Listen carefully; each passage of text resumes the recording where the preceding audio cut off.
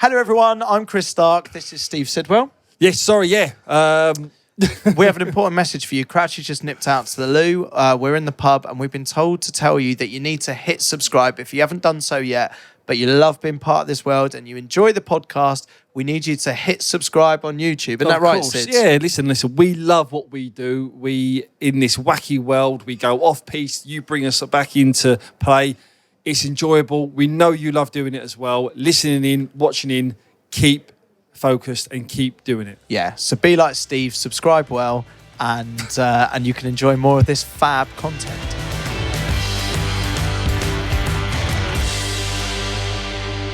Hello and welcome to the final Europod, obviously a bit of a debrief. I've got the notorious SID and Chris Stark with me, and welcome along. Not ideal. Not ideal. There's a fair bit to get into, actually, because when we did the last podcast, it was kind of unclear how we were going to be able to cover the final, who was going to the final. At one point, I was DJing the winners' party. There was passport dramas. Then Crouchy, you were going out there. You'd managed to secure some tickets. We recorded this podcast, and then I get a call from Crouchy at one point going, I think I've sorted tickets for everyone on the pod. I mean, it all just went. Wasn't it? What the hell happened? Sid was involved. Yeah. Sid's ended up going. And then the upshot is you two ended up going out there. I didn't get a passport in time. Plot spoiler, England lost, and the winning party didn't happen. So you couldn't go because of a passport? Was that I didn't get it in time.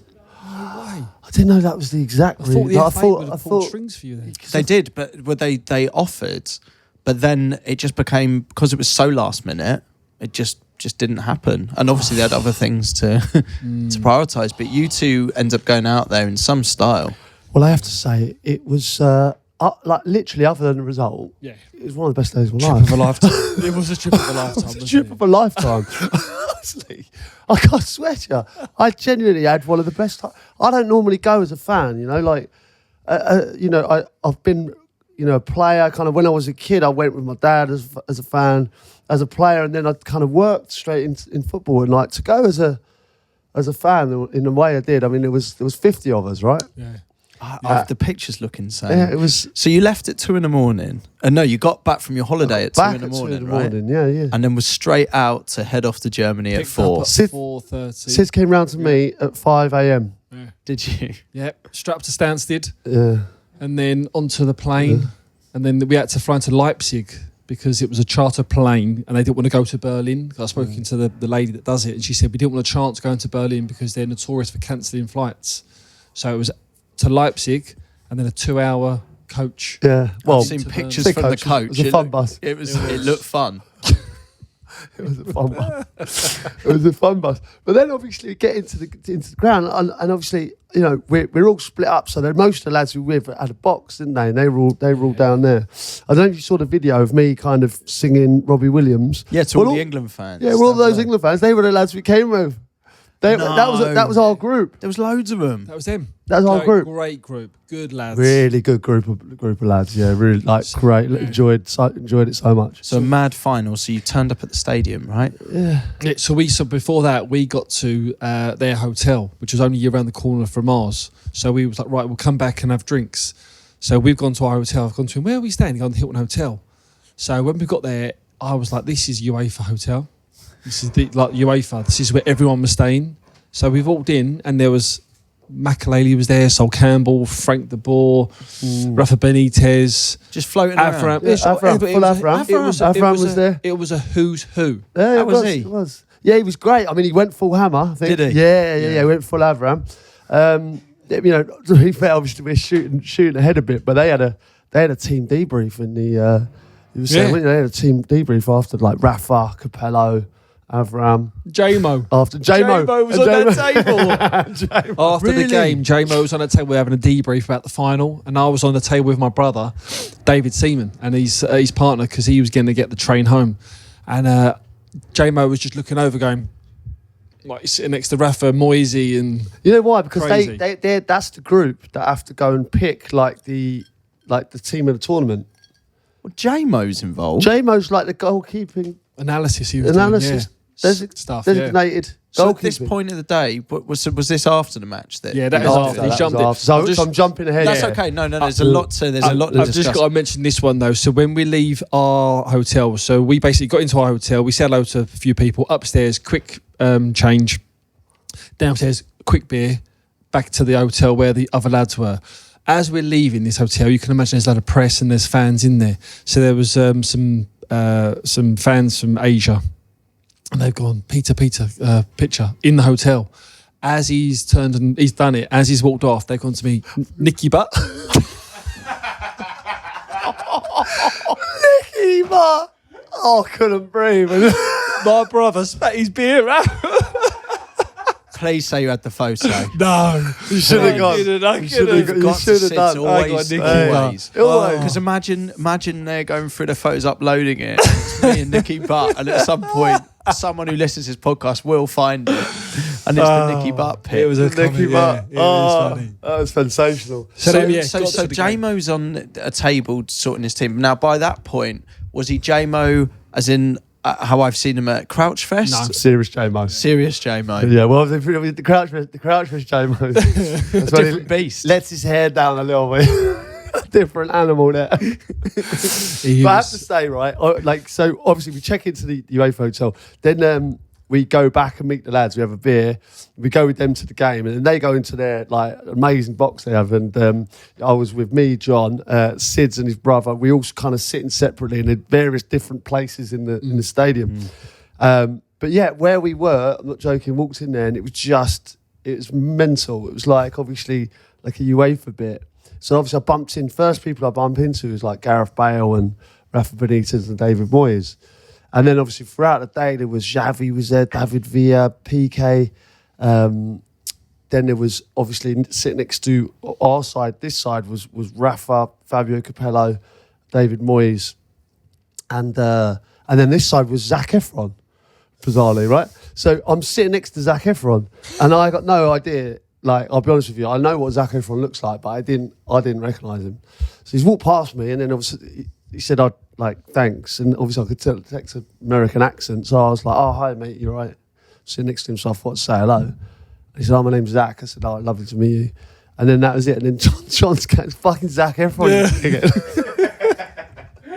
So you were sat next to Zac Efron for the football. I wasn't aware of that. I did see you on the TV at one point. Yeah. Have you called that one? Yeah, it was always going to happen. The camera was going to find Crouch. It's always that England fan, the one, I don't know his name, the one that they always look for. The one. Yeah.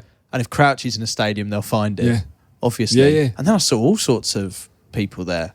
Well, Harry Styles, you see Harry as well? We had Corden on the show last week, and he was saying he had tickets for the final if they got to the final. Yeah. Well, I think it was very last minute. With Styles there, I think, wasn't he? Yeah, amazing. That's good. Okay, so talk to me about the atmosphere when you first went into that stadium. It must have been extremely positive, and it sounded to me coming through the TV that the English fans were the noisier of both. Oh, they were everywhere, weren't they? Well, everywhere. Let's just say that out of a stadium, 80-20. Yeah, England to Spain. It was easily. It was easily. It was unbelievable. But the atmosphere beforehand, I don't know if the playlist was unreal, wasn't it? We got in there a little bit later to you because you was with the big wigs. So we got in there about 8:15. But the play, it was unbelievable, mate. Honestly, so all the bangers, everyone was singing along to. But it got everyone in the mood, and it was great. And then obviously, we kick off, and I was a little bit disappointed in the game. Let's be honest, don't want to dissect it too much, but I just said, look, give me a moment. Even if we don't win it, I just want a moment. And obviously, the moment was the Cole Palmer moment. Yeah.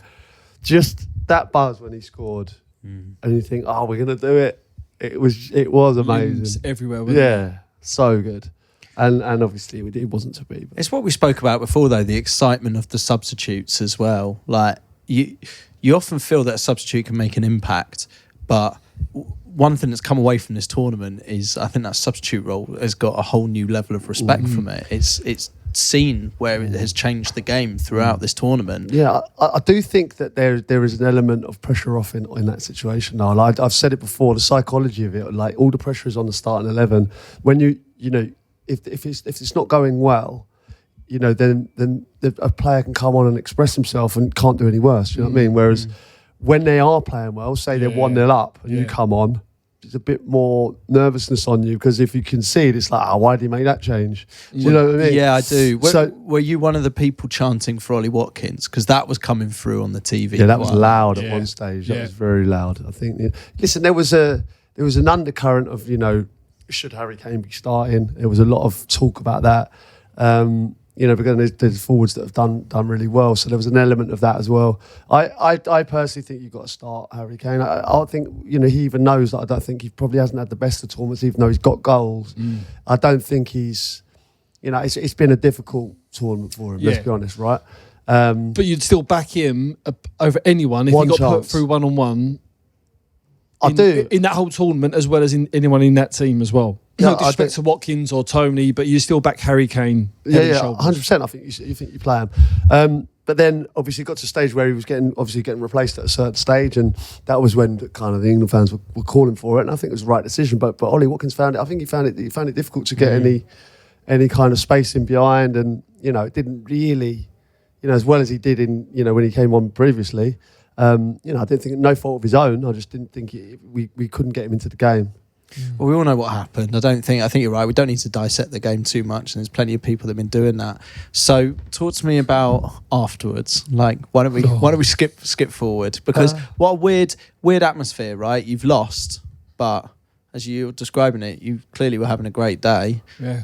Were you able to put the result to one side to a certain extent? And there was. I mean, obviously, we went down to join the boys and managed to see the boys in there where they were, and obviously, everyone was down. I mean, it was funny. There was a couple of kids there, and they were floods of tears. You know, it was just really gutted. And you see how much it means to everyone, and it does. But at the end of the day, you're kind of used to it now, aren't we? You know, it's like getting over disappointment. And a lot of the boys were Spurs fans as well, so they were, you know, very much used to disappointment, and the same with England as well. You know, so. And unfortunately, I've been part of both of those disappointments over the years. We were full hammer after. Yeah, was it? Oh, it was hammer down. Please describe it to me. I was up at 4 for the radio myself, so I feel like I missed out on all sorts of fun around. We weren't flying till 1:30 next day, were we? Yeah. So we, what did we do? So we had to get back to our convoy of transport back to the hotel. Because you got to remember, we were an hour in front there, so we didn't come out of the stadium till about 12ish, maybe. Back to the hotel. We was out, and then we didn't get in until about 5:30, did we? Where'd you go? Yeah. Well, we're just trying to find bars that were open, really. And in the end, we found one. There was a lot of England fans in there, and I thought, I could get a bit messy this. Probably what we did, we just piled in and sang songs with them. Just got involved. Yeah. And then can't beat them, join them. I was really hoping this podcast would finish in a proper Euro club, like a real German trance. Did you go in there? Did you go inside? Club? In that bar? Yeah, how hot was it? Yeah, that was a proper German bar though, wasn't it? That was where we ended up. I actually really enjoyed it. I loved it in there. Wooden but stuffy. It was so hot, mate. It was too hot. There was no aircon whatsoever, and it was about 100 degrees in there. Yeah. So everyone was just outside on the road. So it was a lot of fun. It was a lot of fun, and it was an early start the next day. I think I put a picture up on my Instagram as well, on the last slide of some wounded soldiers on the hotel lobby. It was quite a few wounded people. Is there anyone you want to shout out? I think we should give a shout out to James, Nick, Laura, Lucy, Alice. Yeah. All people that helped us. Organisation and obviously the group we had with us was fantastic. So big thank you to them. Crouchy, did I see a video of you with a load of jockeys? Yes, you did. Yeah. Why? I feel like jockeys are getting taller because I didn't feel like I looked that tall in that photo. But it's you, and then there's about 10 jockeys. Yeah. So basically, on ITV, I think it comes out Fridays at 9:00. They're champion full gallop, right? It's basically like Drive to Survive, but for horse racing. Yeah, honestly, I watched the first episode and it was mega. So they brought you along to go to the premiere, basically. It was just odd seeing you. Obviously, there's a bit of a height difference. But then I look at photos when I'm next to you, and the jockeys looked, if not taller than that's me. what I mean. I couldn't believe it, like how actually tall they were. Yeah. But But you know what? It was a real look at like behind the scenes and like, you know, down at the yard, and they actually mic'd up some of the jockeys like on the line, and some of the shithousery is unbelievable. Is it? Yeah, I never really see that side of that story, do you? Well, tune in then. Yeah. All right, should we talk about Southgate then? And, you know, that's... Did you expect that to happen so quick? Well, it was very quick, wasn't it? I think it was time. I think there was an element of, you know, a bit toxic at times. Even though, you know, it felt like if we'd have gone out, people were calling for his head. We managed to get to a final, and I still don't think anyone was too kind of enamoured by it all, really. So... But if we'd won, he'd be doing the World Cup, don't you think? Do you think? I'm not sure. I don't know. I think I said on previous pods, I think he might have gone even if he'd have won. But there was talk in the build-up to, you know, the idea that they would offer him if England won it. Oh, they wanted him to stay, I think. Yeah. I think they wanted him to stay. I think it was one of them ones where in previous tournaments, as it's seen, we've got so far, but we just couldn't get over the line. So then it was a case of, right, we now need to get someone that's going to get us over the line. But who is that? And there's a lot of shouts about Klopp, a Guardiola, you know, someone that's got absolute high pedigree that can do it. I would love to see that though. Klopp was a Can you good shout. imagine Guardiola? Like, I can't even imagine that. No. That feels like on FIFA, you know, we can play any player on any team, and just like something doesn't compute with that. Yeah. That'd be hard. It would be amazing. Also, there's no guarantees. I think that England job, I do think we're going to look back on this period. I know it, for some people, it doesn't feel like that now. I do think we'll look back on this period and be viewed in history as a bit of an era in its own right, in a positive way. Yeah, I don't know. I do think that when I look at Man City playing, like, that freedom isn't there with England, is it? Let's be honest. And I don't know. I think Guardiola would find a way to get the more technical, kind of better players into the team. Do you know what I mean? Like, do you think? I think, yeah. I mean, look at the way they play, like Man City play, and it's kind of like one, you know, holding midfield player. Yeah, maybe two kind of midfield players, and the rest just have so much freedom to. But it's not going to be him, is it? It's not going to be him. No, There's no point in discussing it. I agree. I think that's the camp where it lies. Is it? Do we go for the best out there, or do we try and go for English again? You know, this St George's Park. This is why we're trying to build up coaches. Is it going to be Lee Carsley that's been doing the 21s? Is it going to be a Graham Potter or a Eddie Howe? Because I'm in the camp where you want it to be an English manager.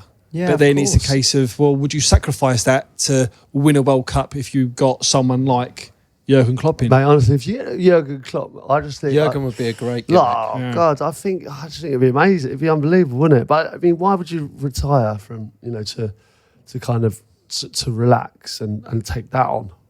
Yeah, you know, it's not. It's the most scrutinised job in the world. Nothing relaxing about it, is there? No. Yeah, at all. Do you think there is an expectation? There's obviously an expectation. There is clearly an expectation that whoever manages this England team, the only result that will work now is winning a final, right? Yeah. I mean, that's literally the standard going to next round. Otherwise, it's like, well, what's the difference? Two Euros finals, right? In consecutive Euros. Yeah, and it's not enough. And it's not enough, but I think that's the key phrase, isn't it? It doesn't feel like, to a large amount of England fans, this feels like that's not enough. Yeah.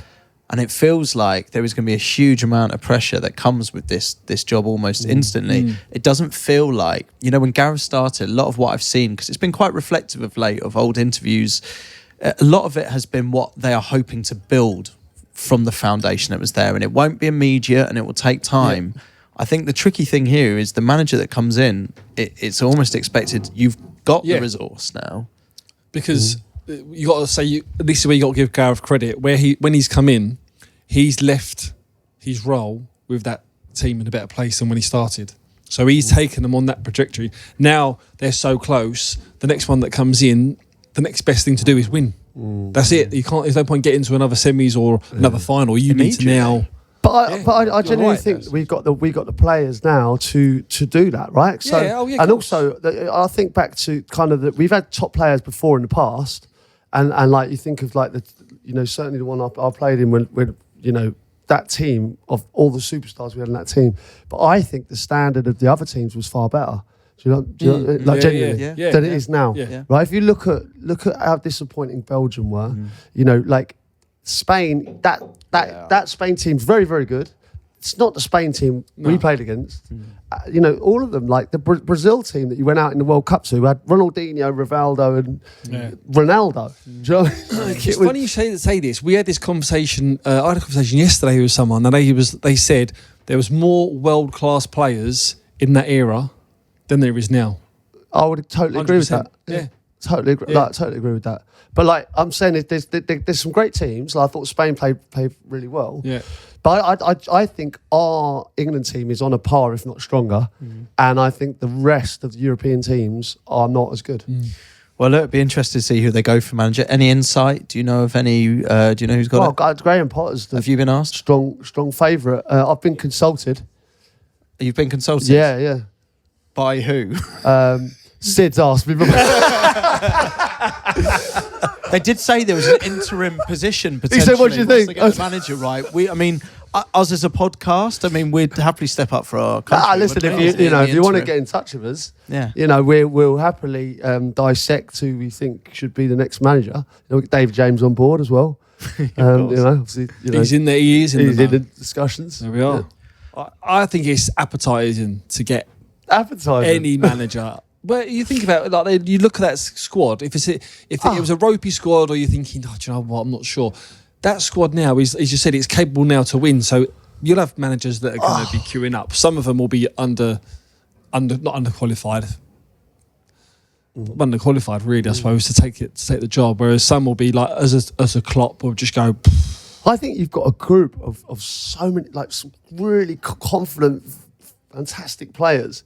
And they're good lads. Do you know what I mean? There's not like when you're taking over from. You remember when Holland had a load of problems with, or France over the years have had fallouts with different cliques, and even England to a degree. There's none of that now. No, they seem disciplined and motivated. They do seem like a team. You even see it when they sing the anthems. You know, the fact that they're all as a group seem to be proud in the thing that they're trying to project and this unity. I think that's really come across with it, and the next manager has to galvanise that again.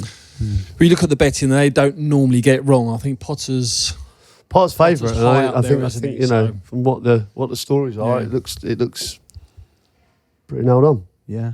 Okay, so as a podcast then, we obviously need to start having a little think about the new season. With that comes our fantasy sort of league that we have running through it. There's a big old forfeit at the end of it. The winner throughout the Euros, who got the most points from predictions, gets a 3-point head start going into the new season. And what happened with that? Well, I can reveal that was you. Okay. As well, you know. What a show! So Sid's frustrating start for us. He's off beginning to a of the season. flyer. That's a tough start for you boys. That 3-point head start. It's really tough. But what do we want to do as a podcast? I think before the new season starts, obviously we'll get firing up and get into the new season of football. I don't know if we're going to have a little break or a little pre-season sort of thing. Or do we have a little look at the Olympics? I mean, we've got the Olympics coming up. It's a big old summer of sport, this. Well, we're in the gooch part of the season, aren't we? And it's like, it's obviously a difficult say that period, that no man's land. Yeah. That little bit in between the ball bag and the arsehole. Yeah. It's difficult, isn't it? Well, it's a challenge. No one knows what to do with it, Yeah, well, you don't know why it's there. It's true. And it doesn't smell great either. But You what a fan? Or the chin rest, if you will. Sometimes. Chin rest. So with that in mind, are you excited for the Olympics? Buzzing. Well, listen, I'm excited for the Olympics. Yeah, very much so. I mean, listen, once do you see? I don't know if you saw the Eiffel Tower all lit up. Looks exciting. Yeah. Listen, there's stuff to discuss, and I think people they don't want to see us go away into hibernation again. I think we should kick around and chat about obviously the new signings as well, and like our experiences of kind of pre-season and things like that. It's it's got. I mean, I used to love it. Obviously, what the boys will be doing now. Obviously, the minute they get off that plane, they'll be jetting off somewhere. I would say mainly with Wayne now, won't they? And it should be with Wayne any minute now. Yeah. He'll look after him. It's a chance as well for us to kind of get involved in a few other sports. I know you're partial to a bit of swimming as well. And yeah, of course. Obviously, with the Olympics coming, it's good to look at that. I actually went swimming for the first time in ages recently, a few days ago. and experienced an incredible bit of housery actually whilst I was swimming. So you know where you do the slow, medium and fast lanes? Oh, yeah. So I just went medium to kind of stretch myself a bit, because I'm definitely not fast, but you know, slow, it is pathetic sometimes what people are up get to. the grandmas in there, don't you? But medium, you do seem to get quite a mix of ranges. And I was swimming the medium lane, and I'd done, I think, 3 lengths, so I was starting to flag a bit. What? Is it still? Sorry, is it still the same thing where you go up and down in like? You trying to tell me that all that walking you did over the summer? Yeah, well, it's not helped. Yeah, like, it has helped. it has helped. I did 3 lengths before I started. So I was on about 3 lengths to just start. The pace was just starting to drop a little bit. You know, you feel the arms getting heavy and like knees weak, arms heavy. Good job, mom's spaghetti. I became aware of a swimmer behind that was almost for me. They should have been fast lane, but they clearly saw a weakness in me. But the lanes are narrow because they've also got the swimming lessons going on next door to it. Yeah. So I'm in the medium lane, and then I go for the 4th. And this person's like sniffing around my feet. I can sort of feel them. They were tailgating. Yeah. Is that like when you get in the fast lane, people flashing? They were doing that. They're basically doing that in the pool. A bit with water. Yeah, but you can just on the feet. And then out of nowhere, in a move I've never seen before, rather than going around me, no, he went under. No way. He went under. I was scubaed. No, Scuba Steve. Under. Like, have you ever seen anything like that? That is outrageous. And by the time I saw it, it wasn't like the fella like looked up and gave us a little wave as I'm staring down with the goggles. Because bear in mind, I'm breaststroke. As this person's gone underneath, the audacity to go underneath. Was it underneath with a little bit of a butterfly kick in as well? I've never seen it before. Yeah. But tell me you done that. Is that legal? Well, I would have literally done that length and then just got out of the pool. I would have got out. You must have got out. You didn't carry on. You got under lap. What can you can't believe he's gone under. Undertaken. Wow. Do you know what would be the ultimate shit out of it? I want to put this out to the listeners, right? Because if you're at your local swimming bath, whatever, give it a go. Give this a go, right? Get in the slow lane, shit out someone, right? It doesn't matter if you're a good. Get in the slow lane. If there's someone, obviously don't do it to an older person. You know what I mean? They're trying their best, but like if they're of our age, your age, shit out them, right? Go under, but I reckon do it on your back. So like. So you can see them eye to eye. Goggles to goggles. Just give it that one.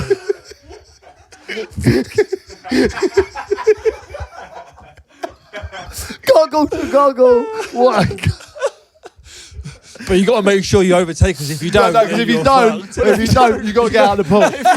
if you don't, you start raising yourself up. You're basically going face to face, like you're going to start rising up. You can't get out there and try. On the flip side, if you see someone trying to scuba you, don't get scuba. Please speed up above them. Do not let them get. See, this is better than the walking race, because this is going to happen. The only problem is we can't get it filmed. But listen, if you are at the swimming pool and you have got a bit of pace, you should feel yourself catch, scuba them. But face them. And extra points for going face up. Face up, scubas, right? And let us know how you get on, because we're dying to know. But on your point about getting out of the pool as well, can I just say that is the most undignified I feel in any situation. Well, after you've gone up and scuba? Well, we'll take the scuba into one side, just trying to get out. It's getting called scuba-ing. I don't think it's like that docking in the urban dictionary. I've been scubaed. I was scubaed in the Maidenhead Braywick pool. When you get out a pool, just very quickly, whilst we're on this, a bit of Olympic chat. Maybe there is a podcast in this, you never know. Do you put 2 hands down on the side and then raise yourself out? Or do you No. I go straight on and straight on and go. I don't have the strength for that. Oh, no. I can't physically. As you do the backwards. So I end up ducking up. It's trying to get some momentum. And then you've got to try and swing a leg over.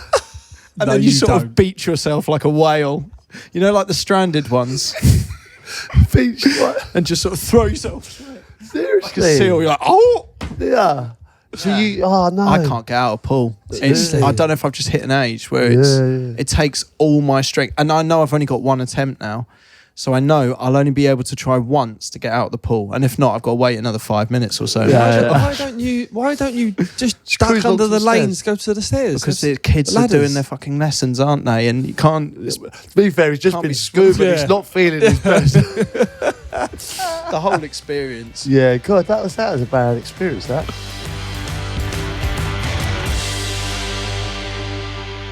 Hey guys, Crouchy here. Subscribe, please. All right, this part of the podcast is sponsored by Shark Ninja. You're going to be doing a lot of barbecuing. Of course, Talk us through your barbecue setup. They've got a Ninja wood fire barbecue. The main reason I want to talk about this thing is because I've seen that you've got one. Exactly right, mate. Yeah, and I've seen a video of you on Rees in the video. And Schweinsteiger, yeah. What the hell, man? Yeah. And so I get all the stick on this podcast about being the barbecue connoisseur. And and yet up it pops on my feed in almost the ultimate barbecue housery.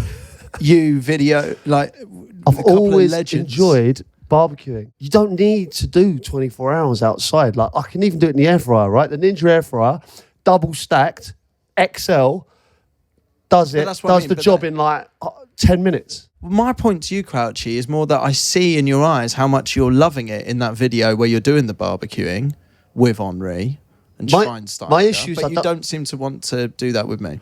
Only because I feel like the way you talk, you're gonna be doing it for like ages. Yeah. Like most of the situation is I get the food done, and then I kind of watch the game. That's the game would be like the more of the vibe. When I'm using the air fryer and the barbecue, I can put stuff on the barbecue and then I can just air fryer and we're done in half an hour. And that's what we want to do. We're doing a summer sport. We'll watch sport. Well, I can do some barbecue. And Crouchy, to be fair, does use his air fryer a lot. But Sid's, we've got a great one. Where you go? Well, I think that it all suits our personalities, isn't it? Because what's your one? You've got the Ninja Creamy that does the ice cream, which is the puddings. So I'm just coming up the rear with Steve, I'm sorry, what's it called again?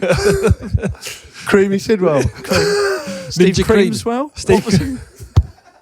What's it called? It's the Ninja Creamy. And you're making ice cream with that? Yes, it's nice whippy ice cream. Well, you know why? You've got barbecue, air fryer. I'm the Ollie Watkinson Cole Palmer that come in. There we are. We should all back our own causes as part of this. Do you know what I mean? 100%. Barbecue, air fryer, creamy. Right, so Chris, we've been sent some air fryer trivia. I didn't know that was a thing. Yep, this is a thing. Will you like these sort of ones? It gets you thinking. Do you? After a few beers and we're doing these questions later. I love a question. Love a quiz. Okay, what takes longer? Saka to run 100 lengths of a football pitch at top speed, which would be 33.5 kilometres an hour, or to cook chicken nuggets in the Ninja air fryer? Well, no, I imagine. Saka doing 100 lengths or chicken nuggets? I would say nuggets. Chicken nuggets. 100 lengths is a long distance, that is. It's got to be chicken nuggets. Saka would run 100 lengths of a football pitch in approximately 17 minutes, 48 seconds. Cooking chicken nuggets in the Ninja air fryer would take 10 to 12 minutes. Yeah. What takes longer, a penalty shootout in a football match or to air fry a batch of French fries?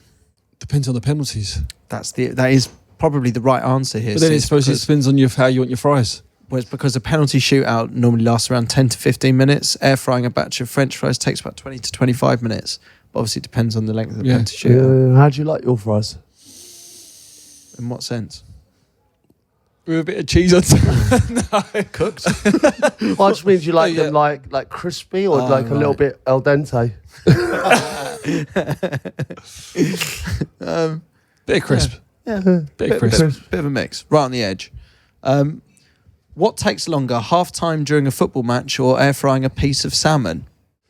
I'd say this is quite close. I think it's just half time, I'd say. Just half time. Air frying a piece of salmon takes 10 to 12 minutes. So you're right, half time, 15 minutes, of course, isn't it? Okay. On the theme of barbecues and summer sport and also all sorts of food, would you like a summer food 11? Yes, please. I always think it's funnier if you read it, Pete. Oh, okay. Yeah. Okay, summer food 11. Here we go. It's T-bone courgeois. Good start, solid. Ashley coleslaw. I haven't seen it. Destiny hot doggy. Destiny hot doggy. Ben Grillwell. Alex Oxtail Chamberlain. Frank Leg of Lampard. Steve Cookswell. He's in there. Kevin the Brisket. Chili con Cante. Peter Crouch. Ice Cream Benzema. Sadio Meze. Kebabi and Mbappe. BBQ Ribery. Zlatan Ice Creamovich. Very good. Nice. Well done. Very is good. good, Very that. good. I have to say, there was another 11 that was knocking about on our. That we were sent that obviously can't see the light of day, but entertaining. Keep the 11s coming in. Keep the messages coming in. peter.crouch@acast.com. Our next podcast will be, I think, quite soon, looking ahead to the new season. But until then, pass the pod. Enjoy yourselves. Stay safe. Stay safe, of course. Enjoy the summer. Happy holidays. And Chumbawamba.